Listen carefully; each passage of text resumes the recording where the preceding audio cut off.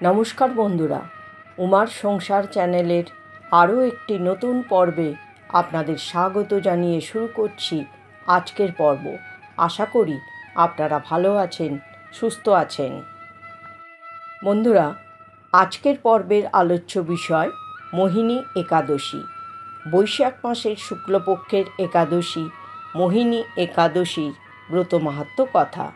2025 সালে 1432 বঙ্গাব্দে মোহিনী একাদশী কবে অনুষ্ঠিত হবে, একাদশী তিথি কখন শুরু এবং কখন শেষ, মোহিনী একাদশীর ব্রত পালনের সময়।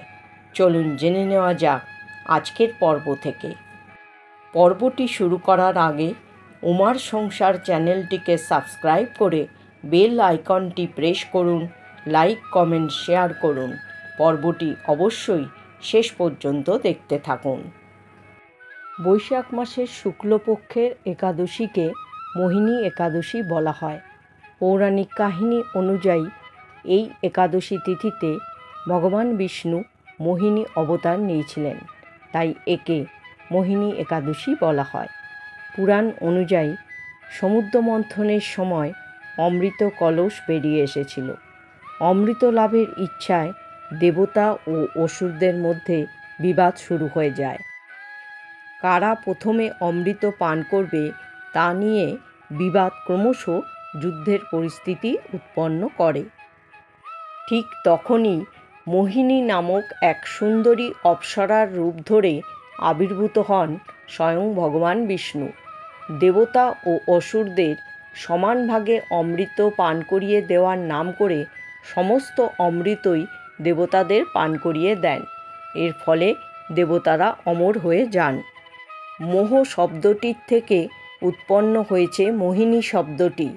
অন্যান্য 24টি একাদশীর মতো মোহিনী একাদশীর ব্রত মাহাত্ম্য শ্রবণ, পঠন ও আলোচনায় শ্রীকৃষ্ণের অপার কৃপা লাভ করা যায়।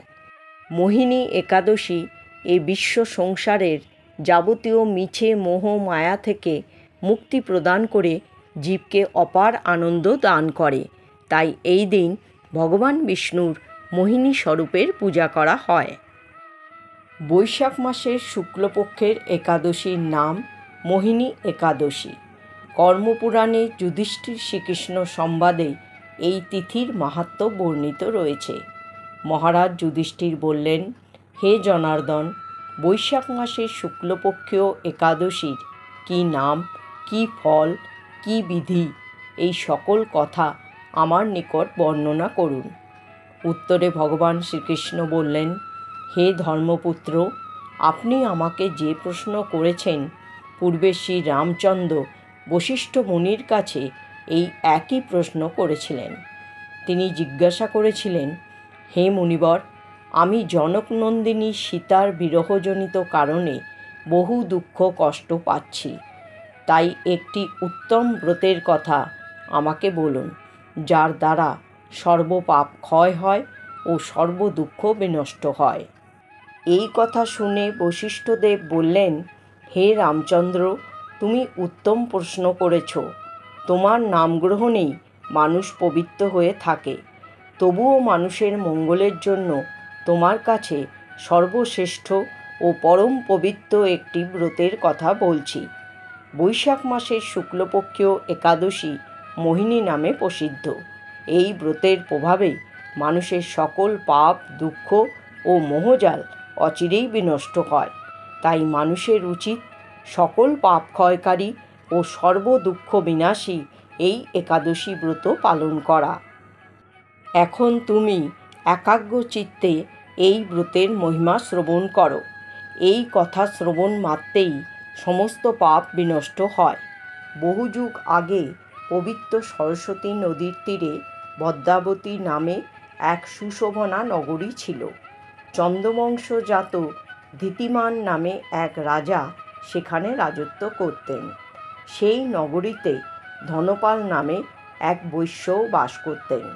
তিনি ছিলেন পুণ্যকর্মা ও সমৃদ্ধশালী ব্যক্তি। জনকল্যাণের জন্য তিনি নলকূপ, জলাশয়, উদ্যান, মঠ ও গৃহ ইত্যাদি নির্মাণ করে দিতেন। তিনি ছিলেন বিষ্ণুভক্তি পরায়ণ ও শান্ত প্রকৃতির মানুষ। সামনা, দ্যুতিমান, মেধাবী, সুকৃতি ও ধৃষ্টবুদ্ধি নামে তার 5 জন পুত্র ছিল। পঞ্চম পুত্র ধৃষ্টবুদ্ধি ছিল অতি দুরাচারী। সে সর্বদা পাপ কার্যে লিপ্ত থাকত। পরস্ত্রীর সঙ্গ, বেশ্যাসক্ত, লম্পট ও দুতক্রীড়া প্রভৃতি পাপে সে অত্যন্ত আসক্ত ছিল।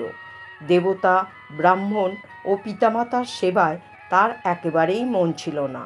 সে অন্যায় কার্যে রত, দুষ্ট স্বভাব ও পিতৃধন ক্ষয়কারক ছিল। সবসময় সে অভক্ষভক্ষণ ও সুরাপানে মত্ত থাকত। পিতা ধনপাল একদিন পথ চলতে বেরিয়ে হঠাৎ দেখতে পেলেন ধৃষ্টবুদ্ধি এক বেশ্যার গলায় হাত রেখে নিঃসংকোচে ঘুরে বেড়াচ্ছে।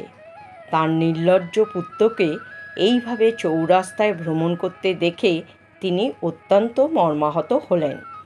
পুত্রের এই কুস্বভাব দর্শনে ক্রুদ্ধ হয়ে তিনি তাকে গৃহ থেকে বের করে দিলেন। তার আত্মীয় স্বজনও তাকে পরিত্যাগ করল।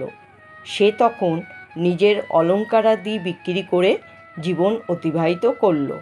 কিছুদিন এইভাবে চলার পর অর্থাভাব দেখা দিল। ধনহীন দেখে সেই বেশ্যাগণও তাকে পরিত্যাগ করল। অন্ন বস্ত্রহীন ধৃষ্টবুদ্ধি তখন ক্ষুধা তৃষ্ণায় অত্যন্ত কাতর হয়ে পড়ল। অবশেষে সে নিজের রাজ্যেই চুরি করতে শুরু করল। একদিন রাজপ্রহরীরা তাকে ধরে বন্দি করল, কিন্তু রাজার সম্মানার্থে তাকে মুক্ত করে দিল। এইভাবে বেশ কয়েকবার সে ধরা পড়ল এবং ছাড়াও পেল, কিন্তু তবুও সে চুরি করা বন্ধ করল না। তখন রাজা তাকে কারাগারে বদ্ধ করে রাখলেন। বিচারে সে কষাঘাত দণ্ডভোগ করল। কারাভোগের পর অন্য উপায় না পেয়ে ধৃষ্টবুদ্ধি এক গভীর বনে প্রবেশ করল।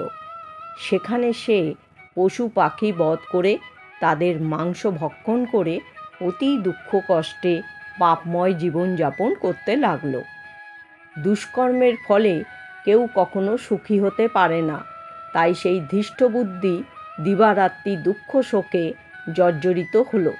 এইভাবে অনেক দিন অতিবাহিত হলো। কোনো এক পুণ্যফলে সহসা একদিন সে কৌণ্ডিন্য ঋষির আশ্রমে উপস্থিত হলো। বৈশাখ মাসে ঋষিবর গঙ্গা স্নান করে আশ্রমের দিকে প্রত্যাবর্তন করছিলেন। শোকাকুল ধৃষ্টবুদ্ধি ঋষির সম্মুখে উপস্থিত হলো। ঘটনাক্রমে ঋষির বস্ত্র হতে এক বিন্দু জল তার গায়ে পড়ল। সেই জলস্পর্শে তার সমস্ত পাপ দূর হলো। হঠাৎ তার শুভবুদ্ধির উদয় হলো। ঋষির সামনে সে কৃতাঞ্জলি পুটে প্রার্থনা করতে লাগল, হে ঋষিশ্রেষ্ঠ, যে পুণ্য প্রভাবে আমি এই ভীষণ দুঃখ যন্ত্রণা থেকে মুক্তিলাভ করতে পারি তা কৃপা করে আমাকে বলুন। তখন ঋষিবর বললেন, বৈশাখ মাসের শুক্লপক্ষে মোহিনী নামে যে প্রসিদ্ধ একাদশী আছে, তুমি সেই ব্রত পালন করো।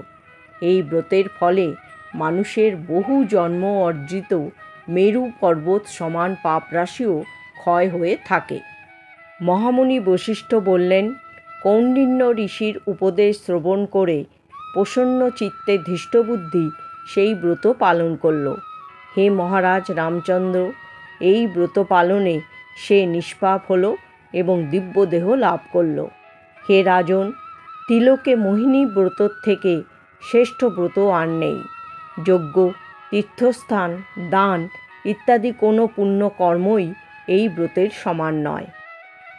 এই ব্রতকথা শ্রবণ কীর্তনে সহস্র গোদানের ফল লাভ হয়। এবার জেনে নেব 2025 সালে 1432 বঙ্গাব্দে মোহিনী একাদশীর পূর্ণাঙ্গ সময়সূচি।